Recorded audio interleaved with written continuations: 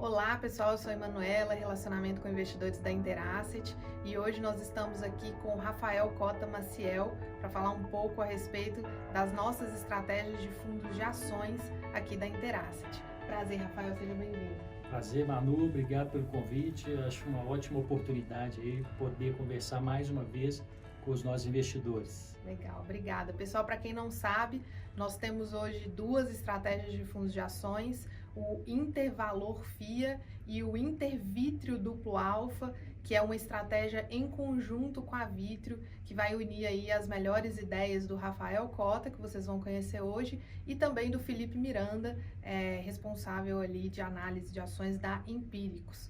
Então, Rafael, vamos começar falando um pouco da sua história. Conta um pouco pra gente qual foi sua trajetória, quando você começou a se interessar pelo mercado financeiro, tem quanto tempo, né, que você está nesse mercado? Legal, Manu. Então, já tem um tempinho, eu comecei a investir em bolsa, né, em ações, ali por volta dos meus 17, 18 anos. Então, eu fiquei praticamente quase 10 anos investindo e estudando o mercado, mas especificamente o mercado de ações, antes de ingressar, então, profissionalmente, de fato, no mercado de gestão de fundos, né? E como gestor de fundos de ações, aí eu já tenho 11 anos de experiência, já fui gestor de outras assets aqui em Minas e no final do ano passado me juntei, então, vim para a Interasset para que a gente começasse, então, junto com a equipe toda aí, o processo de gestão dos fundos de ações da casa. Legal, uma história então parecida com a de muita gente que pode ser que esteja vendo a gente, que esteja se interessando aí, né, por esse mercado, enfim. E tem quanto tempo que você está aí à frente desse tipo de estratégia? Então, em gestão de fundos de ações, tem aproximadamente 11 anos, quase 11 anos. Legal. Tá? E aí eu acho que é um ponto que você tocou, é muito interessante, porque acaba que a minha história ela é muito particular, é diferente do que normalmente a gente vê no mercado, e isso eu acho que é legal, porque aqui também a gente tem uma pegada de democratização, onde todos podem e devem investir melhor, né? Mas no meu caso eu comecei profissionalmente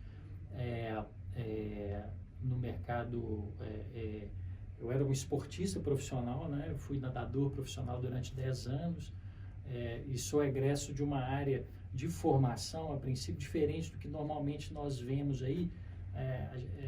Geralmente a gente tem economistas ou engenheiros ou administradores. Eu sou egresso da área de comunicação, mas depois, ao longo da minha carreira, quando eu realmente decidi que eu queria ser gestor de renda variável, trabalhar com aquilo que no início ele era uma paixão, né, e se tornou de fato a minha profissão, aí sim eu fui estudar, né, finanças, mercado de capitais e derivativos no geral, né, e principalmente ali a escola americana de valor. Então acho que essas são referências importantes aí no meu caminho para chegar aqui como gestor, tá, Manu? Legal. E hoje, depois aí desses 11 anos de carreira como gestor profissional, né, e mais outros 10, então quase mais de 2 décadas aí no mercado financeiro, especificamente em ações. O que você considera mais importante num processo de análise, né? O que te faz o que é essencial ali com a sua equipe, né? Quando você está organizando as análises e estudando as empresas que vão ser investidas? Então, legal a pergunta. Acho que no nosso caso a gente tenta sempre ser o mais diligente possível. Então, envolve uma quantidade de trabalho, de estudo muito grande nas teses de investimento, de maneira que a gente consiga ter uma assertividade maior ali para determinar qual que é o valor justo do negócio que a gente está estudando. Tá? Então, a gente tenta evitar ao máximo os vieses, né, de comportamentais, viés de opinião, justamente para evitar armadilhas que acontecem, né, em todas as áreas, e no mundo dos investimentos não é diferente. Então, a gente tem um mantra muito forte aqui, que, óbvio, né, nós estamos aqui para ganhar dinheiro, obviamente, mas eu falo isso muito com a equipe, que antes de ganhar a gente não quer perder. Hoje não pode perder. Então, a preservação de capital, ela entra como um ingrediente muito importante no nosso dia a dia, né? E para isso é fundamental, na minha opinião, entender a fundo as teses para que a gente evite erros e esses erros podem nos causar aí perdas permanentes de capital. Então, a gente evita ao máximo possível essas perdas permanentes de capital e acredita que, tendo sucesso fazendo isso no médio e longo prazo, os nossos investidores vão ter resultados satisfatórios aí. Legal. E aí, se você tivesse que elencar um segredo, né, uma dica, o que você acha que é o mais importante para, de fato, encontrar essas teses, né, essas empresas que vão gerar valor para o cliente no médio e longo prazo? Então, ótima pergunta. Eu não sei se é o mais importante, porque vai depender de cada tese, mas assim, eu acho que fundamental, de novo, é realmente muito trabalho, muito foco no trabalho, e assim, ter uma diligência muito grande, de novo, para entender as teses profundamente, né? O que a gente tem cada vez mais, Manu, atentado e trazido para o dia a dia do nosso trabalho é, de fato, enxergar para onde que os negócios estão caminhando, né? Então, não adianta só a gente entender onde que eles estão hoje, né? Mas cada vez mais importante a gente entender para onde que eles estão indo. Então, a gente tem vivido numa época de muita disrupção, né? Onde a tecnologia tem propiciado aí diversos players a entrarem em mercados antes dominados por poucos players, né? A gente tem alguns exemplos, o próprio Inter é um grande exemplo disso, né? No mercado dos grandes bancos, totalmente concentrado. Eu acho que isso, a tendência é que cada vez seja menor. Então, assim, acho que trazendo até o Warren Buffett, que é um investidor norte-americano, ele tem uma frase interessante, um pensamento interessante sobre isso, que, na minha opinião, ilustra muito bem o que eu estou falando. E aí, trazendo para a nossa realidade, tá? Ele usa lá um jogador de hóquei, né? Aquele jogo no gelo, mas no nosso caso aqui o futebol é o mais conhecido, né? O esporte mais amado aí, que ilustra melhor. Mas assim, se a gente pegasse o Pelé, que é o nosso maior expoente aí do esporte, né? No futebol, assim, o Pelé não tá preocupado onde que a bola está. Ele está preocupado para saber onde que a bola vai estar, para onde que ela estará, para onde que ela vai. Então, de novo, acho que do nosso lado, cada vez mais é importante da gente compreender as diversas nuances, sejam concorrenciais, nuances de regulamentação, de mercado como um todo, para que a gente tenha uma assertividade, uma visão mais clara para onde que o negócio está caminhando. Então, isso tem sido uma tônica muito forte em praticamente todas as teses, seja da nossa carteira, das carteiras atuais, ou teses que estão no nosso radar e que nós estamos estudando, aprofundando. Sim, legal, é verdade isso que você comentou. As empresas analógicas, elas tendem a ter um pouco de atraso em relação às que estão se digitalizando, né? Exatamente. A gente tem aquele conceito, né, de margem de segurança que é importante, e eu acho que ele serve tanto para negócios mais analógicos ou negócios, sei lá, ultrapassados, que aí tem cada vertente aí do mercado chama de um jeito, né? Mas assim, eu acho que a mais segurança continua como um conceito central da filosofia, mas cada vez mais nós entendemos a necessidade e a importância de olharmos para os outcomes, né? Para os roadmaps das empresas e para onde que elas realmente estão caminhando. Então, esse é um ponto fundamental hoje para nós. Legal. E se você tivesse que citar uma característica de uma empresa que você nunca investiria, que característica que seria essa? Aí como dica para os investidores. Então, eu acho o seguinte, tem um ditado popular que fala que é difícil fazer negócio bom com uma pessoa ruim, né? Então, a gente tenta sempre nos associar com gestores, com equipes que nós tenhamos ali confiança e que eles realmente tenham um histórico de respeito aos acionistas minoritários, ou seja, a ética, né? Então, isso é um ponto fundamental, a parte de governança, né? E aí, acho que está dentro do escopo ali a ESG, né? Ou ISD, de ambiental, Sim. social e de governança. Que cada vez mais o pessoal está se atentando mais para isso, né, no momento dos investimentos. Exatamente, esse é um ponto cada vez mais importante, né? Assim, do nosso lado, a parte social de governança sempre foi muito importante, muito mapeada no nosso processo e a gente tem colocado também a parte ambiental, né? Talvez hoje a mais difícil delas, na minha opinião, e a mais importante, talvez, a grande discussão, inclusive política mundialmente, mas voltando à parte de governança que eu estava falando, né? Eu acho que trazendo um outro aprendizado nosso aí, né? E de novo, a gente sempre usa aqui um exemplo que né? Quando a gente vai buscar um sócio, a gente tenta buscar uma pessoa que tem 3 características, né? Inteligência,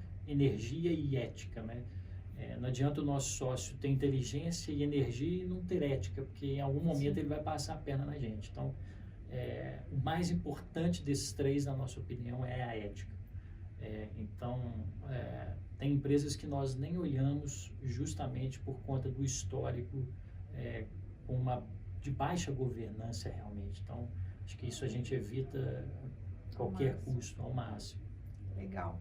E agora, do contrário, né? O que te brilha os olhos? Qual que é se tivesse que citar uma característica que com certeza já te chama a atenção ali e já é um ponto positivo na análise, qual que seria aí de uma empresa?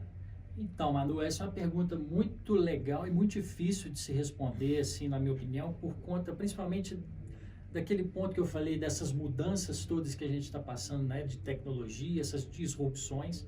Nós olhamos e olhávamos ainda mais, né, para os fossos, né, para os negócios que a gente falava ali, que tinham seus castelos e barreiras intransponíveis, né, que tinham, de fato, que os concorrentes tinham dificuldade de adentrar naqueles mercados. Então, a gente sempre, isso sempre brilhou nos nossos olhos, né? Mas a gente tem percebido que isso cada vez mais é uma tendência da gente não conseguir achar. Vão ser raríssimas as empresas que conseguirão manter esses grandes fossos, né? Então, a gente tem visto, de novo, diversos mercados sendo disruptados. Então, no nosso processo de análise, a gente tem dado um peso muito grande para opcionalidades, tá? Então, o que é isso? A gente procura algumas características, né? Então, a própria governança que eu te falei aqui anteriormente é uma característica que a gente procura em qualquer negócio, em todos os negócios, mas entender as opcionalidades realmente ali no micro da empresa. Né? Por exemplo, a gente tem Neva, que é uma empresa de geração de gás ali, principalmente, e o mercado de gás está passando por uma grande mudança, né? E caso todas ou a grande parte dessas mudanças aconteçam, que até então é o nosso cenário base, ela tem diversas opcionalidades, diversas possibilidades de novos projetos, por exemplo, que podem fazer com que a empresa mude de patamar, seja, né, em receita, em tamanho, ou propriamente geração de caixa aí, que é até mais importante, né, para o nosso caso enquanto acionista. Então, acho que esse ponto ele é muito importante. A gente, de fato, tem ficado muito atento a estas opcionalidades e aí, de novo, até trazendo o Inter, né, como exemplo, a gente ainda não tem Inter na carteira, pode ser que tenha em algum momento, mas o fato é que o mercado tem visto, com razão, na minha opinião, diversas opcionalidades dentro da estratégia da empresa. Então, isso é um ponto hoje também fundamental e que brilha os nossos olhos, como você perguntou aí. Legal, ótimo. E aí, para a gente fechar, então, com chave de ouro, uma curiosidade minha, inclusive, conta aí para a gente um case de sucesso do fundo que aconteceu no passado, ou então alguma tese que hoje tem na carteira que vocês enxergam um grande potencial aí de valorização, para o pessoal ficar de olho? Então, assim, o fundo ele é muito recente, né? Ambos os fundos, né? O Intervalor FIA, nós abrimos ele em novembro, então ainda tem menos de 6 meses, está quase completando 6 meses, e o Intervítrio duplo alfa aí vai completar seus 2 meses, então são bem recentes, né?